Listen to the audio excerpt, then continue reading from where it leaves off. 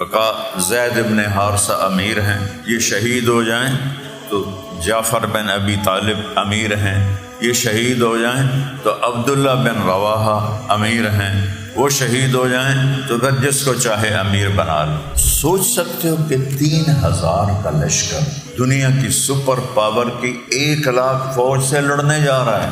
فی البدی کہا اے نفس اگر تو شہید نہ ہوا تو مرے گا تو صحیح، اور یہ موت کا میدان گرم ہے اور تیرے دونوں ساتھی شہید ہو کے جنت میں چلے گئے ہیں، تو بھی جان دے تاکہ ان کے ساتھ مل جائے۔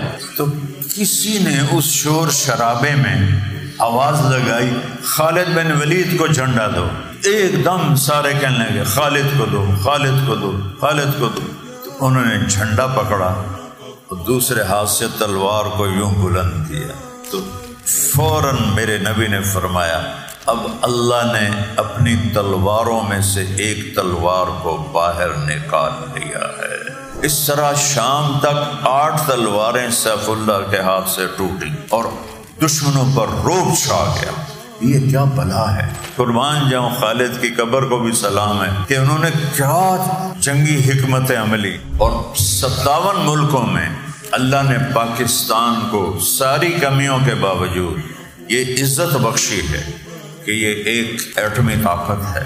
یہی تو کانٹے کی طرح چبھتا ہے پاکستان ساری دنیا کے کافروں کو۔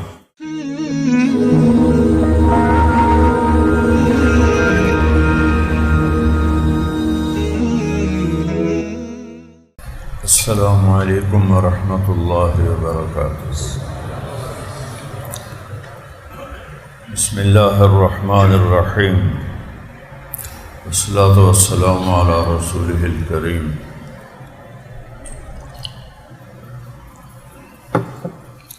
وعلی آلہ واصحابہ اجمعین، اما بعد۔ میرے عزیزو بھائیو اور دوستو، اللہ تعالیٰ قرآن میں اپنا تعارف کرواتا ہے کہ میں کون ہوں۔ ان ربکم اللہ، میں تمہارا پالنے والا ہوں اور میرا نام ہے اللہ۔ کیا نام ہے بھائی؟ پاکستانی کیا کہتے ہیں؟ خدا۔ ہندوستان پاکستان میں اللہ نہیں بولتے لوگ، چاہے مولانا صاحب ہوں چاہے عام لوگ ہوں، خدا بولتے ہیں۔ خدا میرے رب کا نام نہیں ہے، کوئی مطلب ناجائز نہیں ہے خدا کہنا۔ خدا کا مطلب ہے جسے کسی نے نہ بنایا ہو۔ یہ فارسی کا لفظ ہے، 2 لفظوں سے بنا ہے، خود آ، جو خود آیا ہو، جسے کسی نے نہ بنایا ہو۔ لیکن جب آپ اللہ کہتے ہیں تو اللہ کہہ رہا ہے کہ یہ تو میرا ذاتی نام ہے، ان ربکم اللہ۔ موسیٰ علیہ السلام سے اللہ کہہ رہا ہے اننی انا اللہ، موسیٰ میں ہوں اللہ۔ ایک دفعہ کہو سب اللہ، پھر کہو، پھر کہو۔ عرش تک اس کی گونج گئی ہے، اور یہاں جتنے فرشتے موجود ہیں، ہر خیر کے مجلس میں فرشتے ہوتے ہیں، وہ آپ کے اس نغمے سے وہ بھی شاد و آباد ہو گئے۔ تو میری درخواست ہے کہ خدا نہ کہا کرو، اللہ کہا کرو، جو قرآن میں اللہ نے اپنا تعارف کروایا۔ میں ہوں اللہ، کیا کرتا ہوں؟ الذی خلق السماوات والارض فی 6 ایام، 6 دن میں کائنات کو بنایا۔ ثم استوى علی العرش، عرش پر اپنا تخت بچھایا۔ یغشی اللیل النہار، دن اور رات کا نظام چلایا۔ یطلبہ حثیثا، دن آگے چلتا ہے رات پیچھے چلتی ہے۔ الشمس والقمر والنجوم، سورج، چاند، ستارے، سیارے، مسخرات بامرہ، تیرے رب کے حکم کے تابع ہیں۔ الا لہ الخلق والامر، غور سے سنو کہ خالق بھی میں ہوں اور حاکم بھی میں ہوں، بنانے والا بھی میں ہوں اور حکومت بھی میری ہے۔ یہاں وہ ہوتا ہے جو اللہ چاہتا ہے۔ تو اللہ نے مختلف انداز سے سمجھایا، ہم سے شروع کیا، قل ارأیتم ان اخذ اللہ سمعکم وابصارکم وختم علی قلوبکم من الہ غیر اللہ یاتیکم بہ۔ مجھے بتاؤ فیصلہ بادیو، اگر میں تمہارے کان بند کر دوں،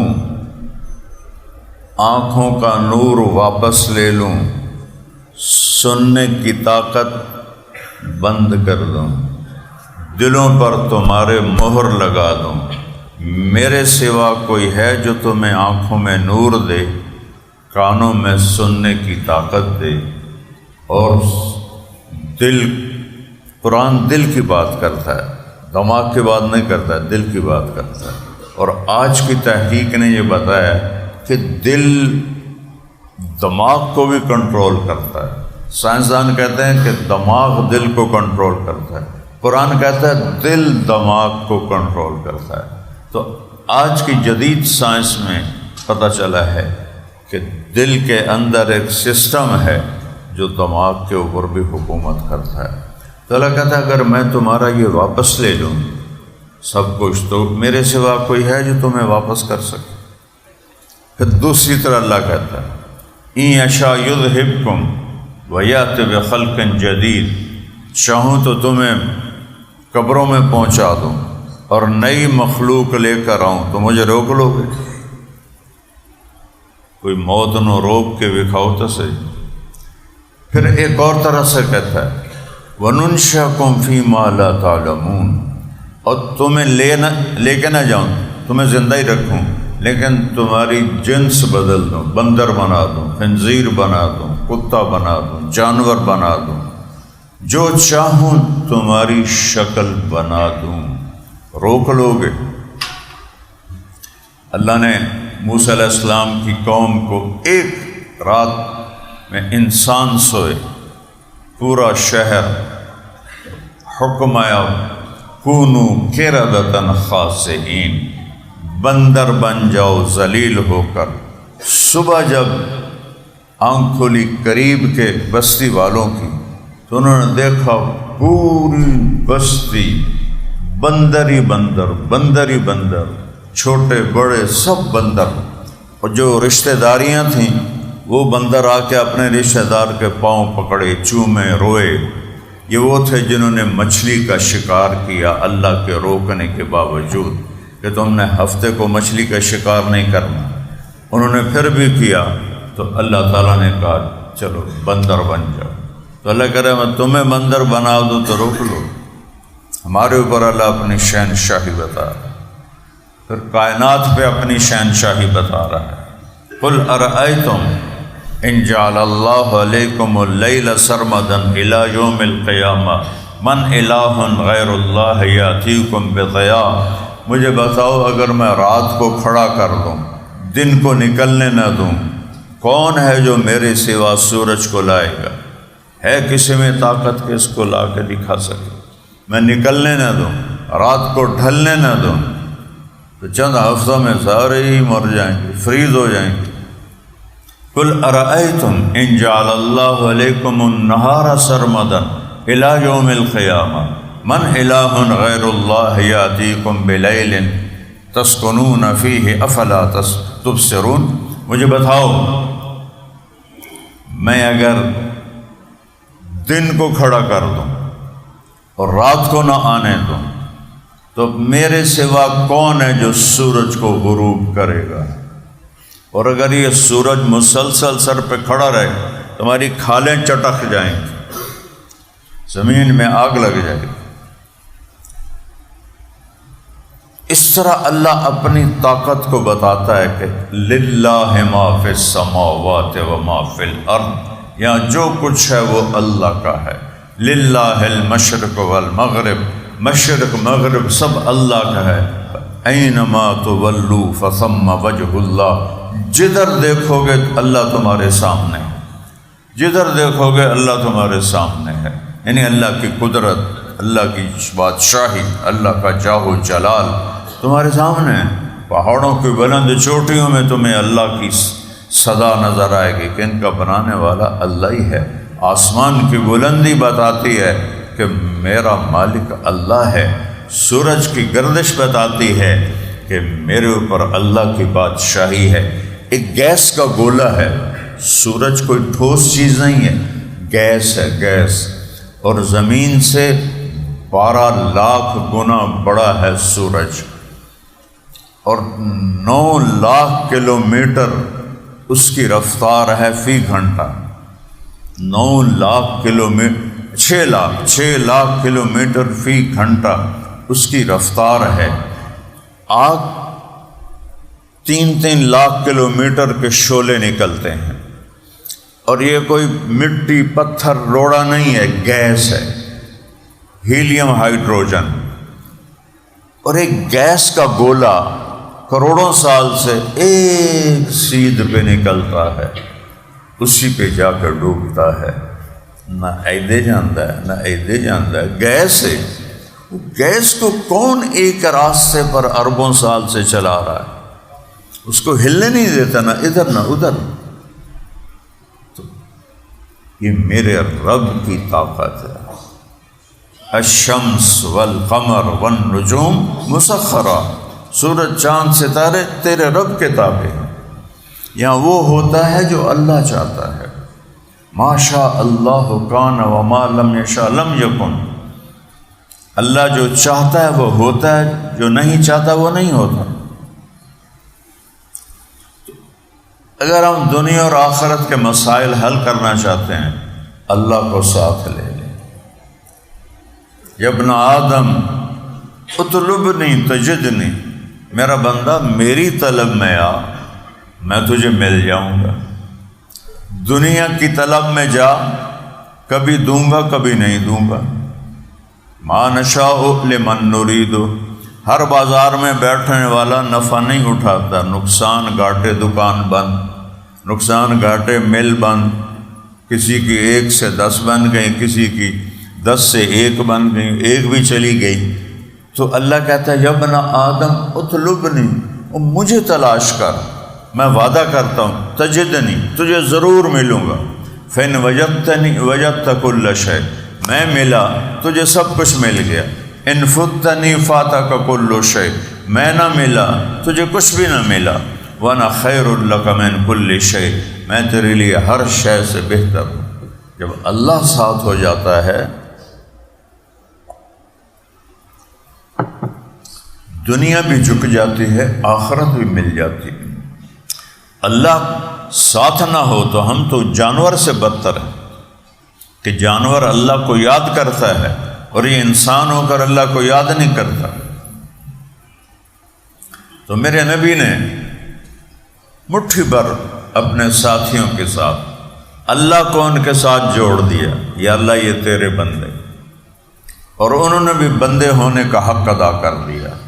پھر اللہ تعالیٰ نے اپنے غیبی نظام سے ان کو کس طرح دنیا میں اونچا کیا اور ان کو بلند کیا کہ پہلی جنگ 313،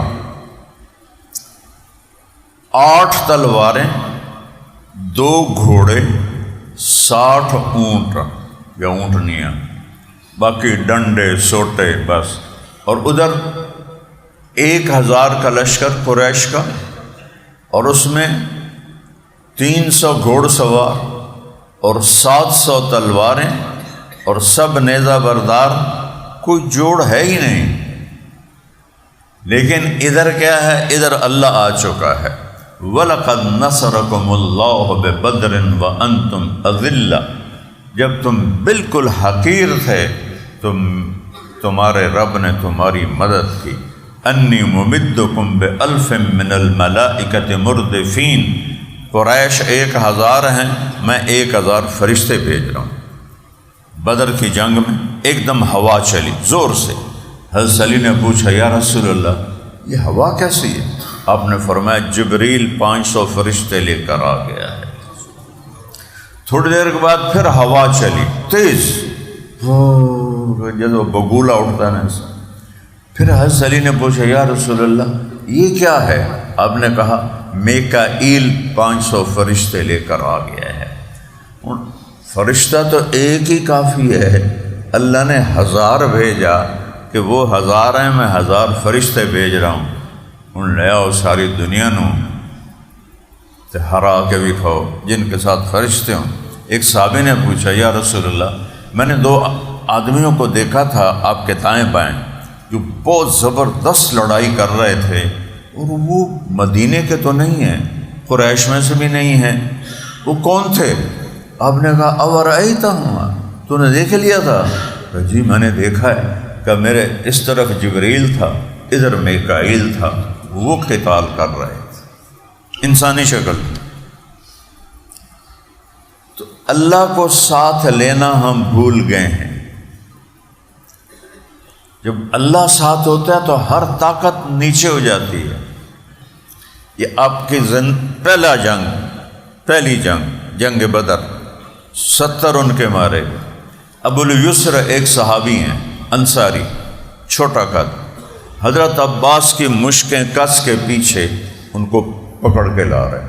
حضرت عباس کا قد اتنا اونچا ہے کہ جب وہ گھوڑے پر بیٹھتے تھے تو ٹانگیں زمین پہ لگتی تھیں، اتنا لمبا قد تھا۔ وہ اونٹ پہ بیٹھتے تھے، ٹنگا ہیٹھاں گسٹیں دیاں، اور ان کو اتنا سا صحابی باندھ کے لا رہا۔ اور حضرت عباس جب سامنے آیا تو اتنے شرمندہ کہ اچھو جب میں نے نپ گیا، تو کہنے لگے بھتیجے مجھے اس نے نہیں پکڑا، کوئی اور مخلوق تھی زمین آسمان کے درمیان جس نے میرے ہاتھ پکڑ کے باندھ کر اس کو رسی پکڑائی ہے، مجھے اس نے نہیں پکڑا۔ تو ابو الیسر کہنے لگے نہیں رسول اللہ میں نے پکڑا ہے۔ آپ نے کہا اسکت فقط ایدک اللہ بملک کریم، چپ کر بندہ خدا، تینوں پتہ ہے اللہ نے تیری مدد کی ہے فرشتے کے ذریعے۔ وہ جو کہہ رہے ہیں حضرت عباس کے کسی نے میرے ہاتھ باندھے، فرشتے تھے، کب اللہ نے تیری فرشتے کے ذریعے مدد کی ہے۔ جب اللہ ساتھ ہوتا ہے تو اس طرح نظام بدلتے ہیں، اس طرح اللہ کا غیبی نظام چلتا ہے۔ پھر ایک جنگ جو روم سے ہوئی، پہلی جنگ جو بڑے دنیا کی سپر پاور سے ہوئی، جنگ موتا۔ آپ نے حضرت حارث بن عمیر ازدی صحابی ہیں، ان کو شام کے گورنر کے پاس بھیجا دعوت دینے کے لیے، خط دے کے بھیجی۔ راستے میں بلقا ایک ریاست آتی ہے، شام کے تابع ہے، اس کا گورنر تھا شرحبیل بن عمر غسانی۔ اس نے آپ کو پکڑوایا اور جب پوچھا کہ یہ تو اس نبی کا بھیجا ہوا ہے، اس نے ان کو قتل کا حکم دے دیا اور انہیں قتل کر دیا۔ کسی قاصد اور سفیر کو قتل کرنا انٹرنیشنل لا تھا کہ اسے قتل نہیں کر سکتے۔ تو اس نے اتنی بڑی خلاف ورزی کی تو آپ نے کہا ہم اس کا بدلہ لیں گے، اور آپ نے 3000 کا لشکر تیار کیا۔ یہ میکسیمم عدد تھا مدینے میں صحابہ کا۔ تو کہا زید بن حارثہ امیر ہیں، یہ شہید ہو جائیں تو جعفر بن ابی طالب امیر ہیں، یہ شہید ہو جائیں تو عبداللہ بن رواحہ امیر ہیں، وہ شہید ہو جائیں تو پھر جس کو چاہے امیر بنا لو۔ ایک یہودی سنتا پہ آئی، ہو سکا اے ترایا تو ہوں واپس نہیں آمدے، کہ نبی جب اس طرح بھی کہہ دے تو وہ ہوتا ہی ہے اے ترایا واپس نہیں، نہ مراداں دا اے حال آئی بھئی جان دین سچا نبی ہے، ایمان نہیں لیا ہوں۔ اللہ سے پناہ مانگو گمراہی سے۔ اتنا یقین ہے کہ یہی نبی ہے؟ کہا نہیں مانیں گے۔ اور ان کے جو بڑے تھے قریظہ، نذیر، قینقاع، یہ 3 صحابی ہیں حضرت موسیٰ علیہ السلام کے۔ امام صاحب حج بیان کر رہے تھے، موسیٰ علیہ السلام حج کرنے آئے، حج سے واپس جا رہے تھے تو مدینے کی جگہ خالی تھی۔ ان 3 ساتھیوں نے اس جگہ کو پہچانا کہ یہاں آخری نبی آئے گا، تو ان تینوں نے موسیٰ علیہ السلام سے اجازت مانگی کہ اللہ کے نبی ہمیں اجازت ہے کہ ہم 3 فیملیاں یہاں رہ جائیں تاکہ جب وہ آخری نبی آئے تو ہماری اولادیں اس پہ ایمان لائیں۔ اترایا تھا اس وقت چوپٹ زمین آباد ہو گئے، اسے آباد کیا، اور جب کوئی 1500 سال کے بعد اللہ کے نبی تشریف لائے تو انہی کی اولادیں سب سے بڑی دشمن بن گئی۔ تو وہ کہنے لگا یہ 3 تو گئے۔ تو جب یہ لشکر مدینے سے روانہ ہوا، اردن میں داخل ہوا، تو ایک جگہ تھی ہے معان، وہاں انہیں خبر ملی کہ سارے عرب کے عیسائی جو ہیں وہ اور روم کا لشکر مل کے 1,00,000 فوج تیار کھڑی ہے، 3,000۔ تو سارے وہاں رک گئے۔ جہاں جنگ ہوئی اس کا نام ہے موتا۔ موتا اور معان میں کچھ 40 کلومیٹر کا فاصلہ ہے، اندازے سے کہہ رہا ہوں کوئی 50 کلومیٹر۔ تو سارے اکٹھے ہو گئے کہ اب کیا کریں، 1,00,000 کا لشکر ہے، ہم 3,000 ہیں، ہم تو نہیں لڑ سکتے، ہمیں واپس جانا چاہیے، اللہ کے نبی کو خبر دینی چاہیے۔ تو عبداللہ بن رواحہ کھڑے ہو گئے، کیا زمین آسمان نے ایسے لوگ پھر نہیں دیکھنے جو میرے نبی کے صحابہ تھے۔ کہنے لگے وہ کس بات پہ ڈر رہے ہو؟ ما نحن الا باحدى الحسنيين، ہمیں 2 باتوں میں سے ایک بھلائی تو مل کے رہے گی، تو کیوں واپس جاتے ہو، کیوں نبی کو پریشان کرتے ہو؟ 2 باتوں میں سے ایک یقین ہے، یا اللہ ہمیں فتح دے گا، وہ بھی ہمیں مطلوب ہے، فتح نہ ملی تو اللہ میں شہید کرے گا، وہ بھی ہمیں مطلوب ہے، شہادت بھی مطلوب ہے، فتح بھی مطلوب ہے۔ شہادت ہے مطلوب مقصود مومن، نہ مال غنیمت نہ کشور کشا۔ حضرت عبداللہ کی تقریر نے سب کو گرما دیا۔ سوچ سکتے ہو کہ 3,000 کا لشکر دنیا کی سپر پاور کی 1,00,000 فوج سے لڑنے جا رہا ہے۔ کسی فوجی جرنیل سے پوچھو کیا ایسا ممکن ہے؟ لیکن یہ کیوں جا رہے ہیں؟ وہ کہہ رہے ہیں اللہ ہمارے ساتھ، اللہ معانا۔ اور جب میں گیا ہوں موتا اور سارا میدان دیکھا ہے اور شہداء کی قبریں دیکھی ہیں، فاتحہ پڑھا ہے، جب وہاں پہنچے اور آمنے سامنے لشکر ہوئے، حضرت زید نے جھنڈا اٹھایا جو پہلے امیر تھے، وہ 3,000 1,00,000 سے لڑ گئے۔ ان کو تو پہلے حلے میں مٹا دینا چاہیے تھا، 3,000 تے 1,00,000 کو جوڑ بن دے۔ سبحان اللہ۔ اور وہی حضرت زید شہید ہو گئے، اور میرے نبی مدینہ میں بیٹھے ہیں، مسجد نبوی 700 میل دور، 700 میل۔ آپ نے فرمایا زید نے جھنڈا اٹھایا، آگے بڑھا، قتال کیا اور شہید ہو گیا، اور وہ جنت میں چلا گیا۔ تو اس کے بعد حضرت جعفر نے جھنڈا اٹھایا۔ جعفر آپ کے چچا زاد بھائی ہیں، حضرت علی کے بڑے بھائی ہیں اور آپ کے چچا زاد بھائی ہیں۔ تو جعفر نے جھنڈا اٹھایا، اب اس کا ایک ہاتھ کٹ گیا، اس نے دوسرے ہاتھ میں جھنڈا لے لیا۔ رومیوں نے وہ ہاتھ بھی کاٹ دیا، اس نے جھنڈا سینے سے لگا لیا۔ کفار نے اس کے 2 ٹکڑے کر دیے اور وہ 2 ٹکڑے ہو کر گرا اور وہ گیا جنت میں۔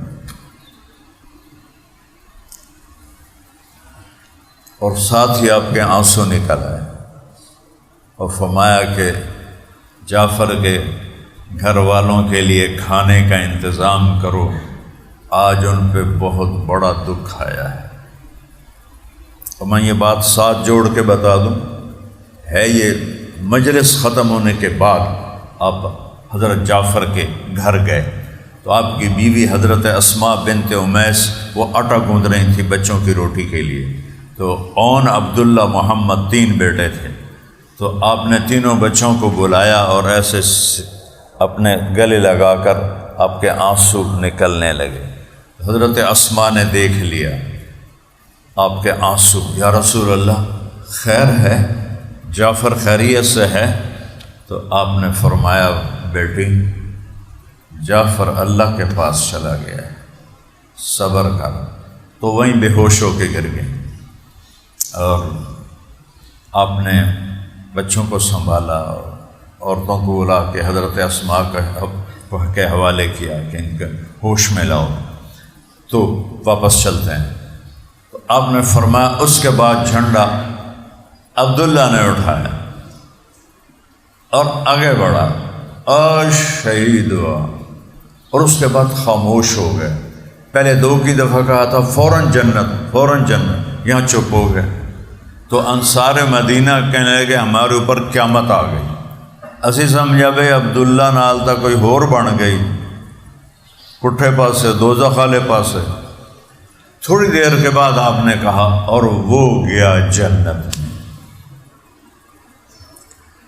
تو مدینے والوں نے پوچھا یا رسول اللہ آپ نے 2 کے بارے میں تو فوراً کہا جنت میں گیا، ہمارا مدینے کا سردار تھا عبداللہ بن رواحہ، سردار تھے، بہت بڑے مالدار تھے، تو آپ نے تھوڑا وقفہ کیوں کیا؟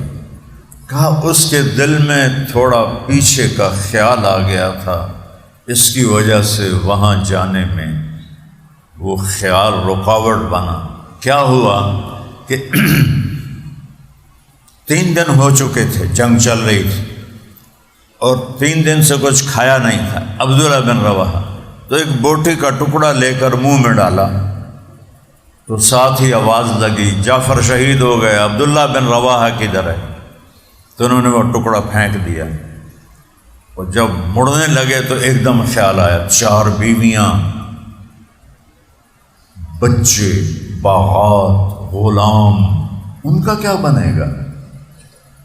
اس خیال نے ان کے پاؤں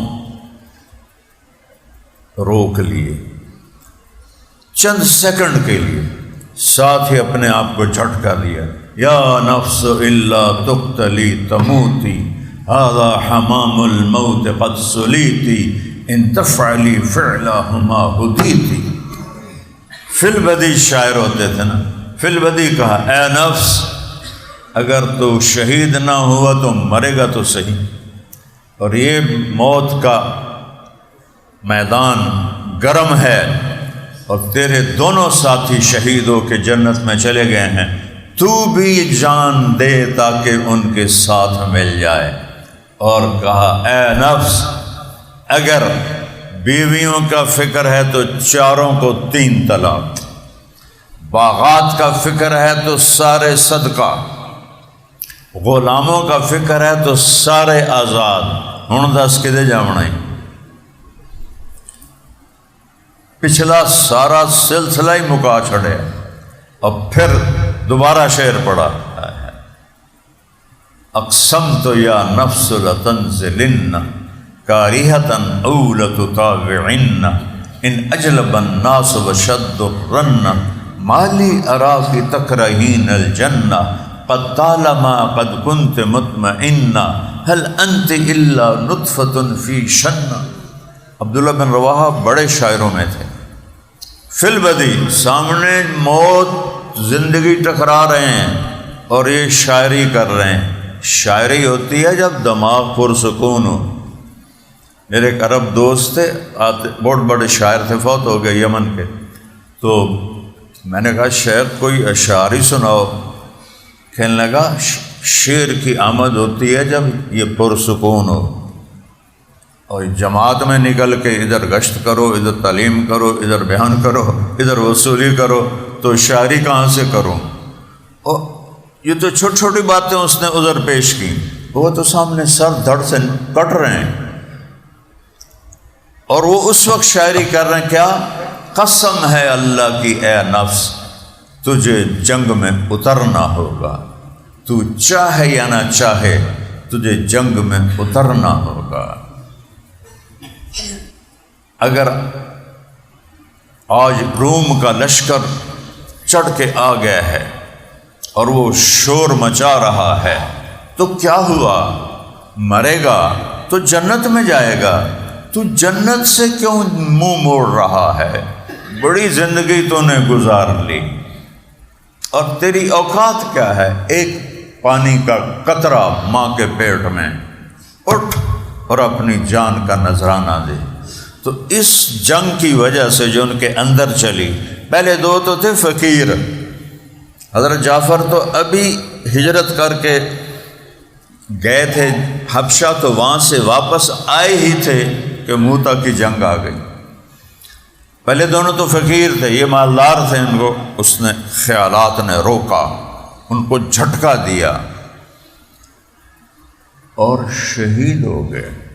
تو وہ جو جھٹکا آیا تھا، بیوی کا خیال، بچوں کا خیال اور غلاموں کا خیال، باغات کا خیال، اس نے تھوڑی دیر کے لیے قدم روکے، جنت میں جانے میں دیر ہو گئی، لیکن دے دی آپ نے خوشخبری، جنت میں داخل ہو گئے۔ اور میں جب موتا گیا تو ان کی قبریں بھی ایسے، حضرت جعفر اور حضرت زید ایک ہی حاتم میں دفن ہے، دونوں کے مقبرے ایک ہی حاتم ہیں، اور عبداللہ بن رواحہ ان کا مقبرہ یہاں سے جیسے وہ گیٹ ہے، اس گیٹ اتنے فاصلے پر حضرت عبداللہ بن رواحہ کا مقبرہ ہے۔ تو وہ شروع میں تھوڑا ٹھٹ کے، تو دو کی قبریں ساتھ ہیں کہ انہوں نے نہ سوچا نہ سمجھا نہ دیکھا، اللہ اکبر، ان کو تھوڑا سا دنیا نے روکا تو اس کو انہوں نے ٹھوکر ماری اور اس پر ان کی جان لگی، تو ان کی قبر بھی ذرا فاصلے پر ہے۔ تو عبداللہ بن رواحہ کی شہادت پہ جھنڈا گر گیا، چونکہ اب امیر کوئی نہیں۔ ثابت بن اکرم رضی اللہ عنہ بدری صحابی ہیں، ہاں اس سے پہلے کا واقعہ سنا۔ جب لشکر آمنے سامنے ہوئے تو ثابت بن اکرم تو جنگ بدر کے صحابی ہیں، ابو ہریرہ ساتھ کھڑے تھے، ان کی پہلی جنگ ہے، ان کا ایک رنگ آئے ایک جائے، ایک آئے ایک جائے۔ تو ثابت رضی اللہ عنہ نے ویکھ لیا، کہنے لگے ابو ہریرہ لعلک تری جموعا کثیرا، لگتا ہے بڑے لشکر کو دیکھ کے ڈر رہے ہو۔ کہنے لگا بھائی واقعی ڈر رہا ہوں۔ تو انہوں نے فرمایا ما شہدت معنا بدرا، تو بدر میں ہوتا تجھے کبھی ڈر نہ لگتا۔ انا لا ننصر بالکثرہ، ہم عدد کی زیادتی سے نہیں فتح پاتے بلکہ اللہ کی مدد سے فتح پاتے ہیں۔ تو ثابت بن اکرم نے جھنڈا اٹھایا، کہا بھئی یہ جھنڈا دو، کسی کو دو۔ اب اللہ کے نبی خاموش ہو کے ایسے خلا میں دیکھ رہے ہیں، تو کوئی فیصلہ نہیں ہو رہا کہ کس کو، جس کو کہتے ہو کہتے نہیں میں نہیں سنبھال سکتا۔ تو کسی نے اس شور شرابے میں آواز لگائی خالد بن ولید کو جھنڈا دو۔ ایک دم سارے کہنے لگے خالد کو دو، خالد کو دو، خالد کو دو۔ تو خالد بن ولید فرمانے لگے بھائی میں نیا مسلمان ہوں اور میری پہلی جنگ ہے بطور مسلم، تو مجھے نہ دو، کسی پرانے صحابی کو دو۔ سب نے کہا نہیں بس تو ہی ہے، تو ہی ہے، تو ہی ہے۔ تو انہوں نے جھنڈا پکڑا اور دوسرے ہاتھ سے تلوار کو یوں بلند کیا، تو فوراً میرے نبی نے فرمایا اب اللہ نے اپنی تلواروں میں سے ایک تلوار کو باہر نکال لیا ہے۔ الآن صلی اللہ سیفا من سیوفہ، سین کے ساتھ صلی، تلوار نکالنا، کہ اب اللہ نے اپنی تلواروں میں سے ایک تلوار کو نکال لیا ہے جس پر آپ کو سیف اللہ کا ٹائٹل ملا، اور دنیا میں ایک ہی شخص کو یہ ٹائٹل ملا ہے، آج تک اور کسی کو نہیں ملا۔ جب وہ انتقال کر رہے تھے 56 سال صرف عمر تھی ان کی، تو رونے لگے، کہنے لگے کہ میں نے 100 سے زیادہ جنگیں لڑی ہیں اور ہر جنگ میں پہلی صف میں لڑا ہوں کہ شہید ہو جاؤں، لیکن آج عورتوں کی طرح میں بستر پہ مر رہا ہوں۔ تو محدثین لکھتے ہیں کہ خالد کبھی شہید نہیں ہو سکتے تھے، انہوں نے بستر پہ ہی مرنا تھا کہ اللہ کی تلوار ٹوٹ نہیں سکتی۔ وہ سیف ان کی شہادت میں ان کا ٹائٹل رکاوٹ بنا، سیف اللہ شہید ہو جائیں تو اللہ کی تلوار ٹوٹ گئی نا، تو اللہ کی تلوار ٹوٹ نہیں سکتی، نیام میں جا سکتی ہے، ٹوٹ نہیں سکتی۔ تو فرمایا میرے جسم میں کوئی جگہ ایسے نہیں جس پہ زخم نہ ہو، تلوار کا نشان، تلوار کا، تیر کا، نیزے کا، لیکن دیکھو میں عورتوں کی طرح مر رہا۔ تو علماء فرماتے ہیں وہ 100 کی بجائے، میں اپنے طرف سے 100 کی بجائے 1000 جنگیں بھی لڑتے، شہید نہیں ہو سکتے تھے کہ سیف اللہ کو کوئی توڑنے والا پیدا نہیں۔ تو یوں تلوار اٹھائی نا، ایسے کیا منظر ہوگا۔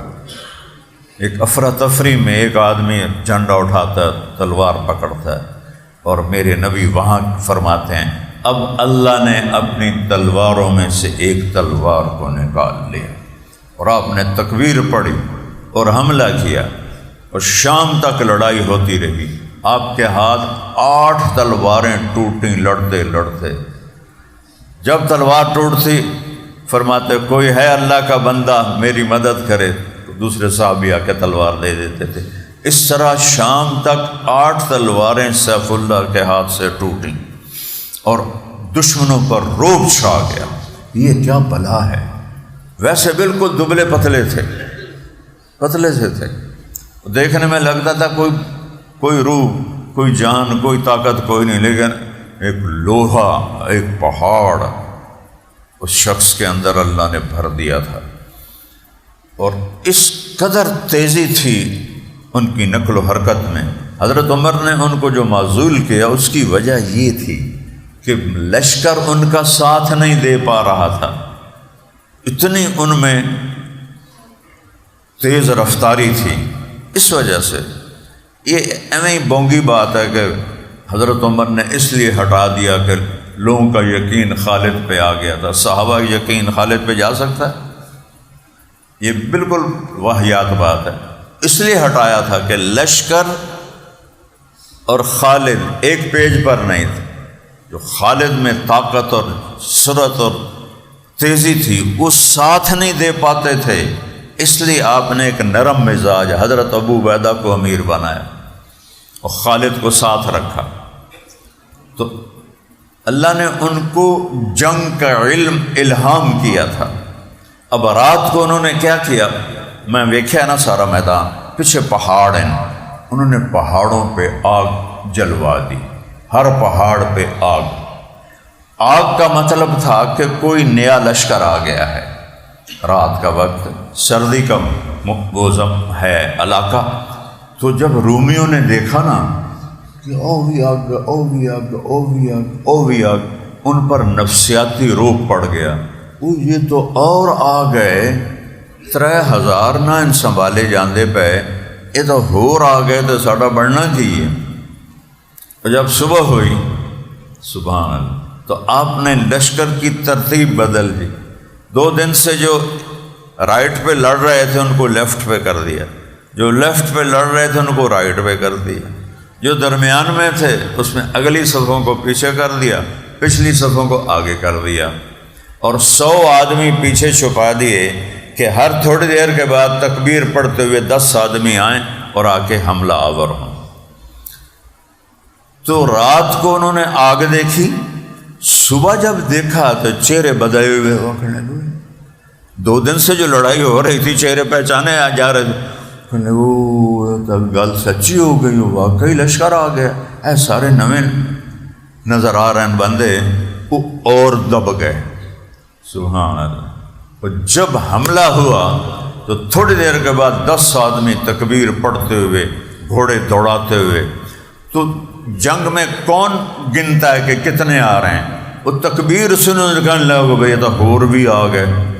تھوڑی دیر کے بعد پھر 10 آدمی اللہ اکبر، وہی حال ہوئے تو اور بھی آ گئے۔ پھر تیسرا گروپ اللہ اکبر، وہ تو پیشاب دی جھگ طرح باندھے گئے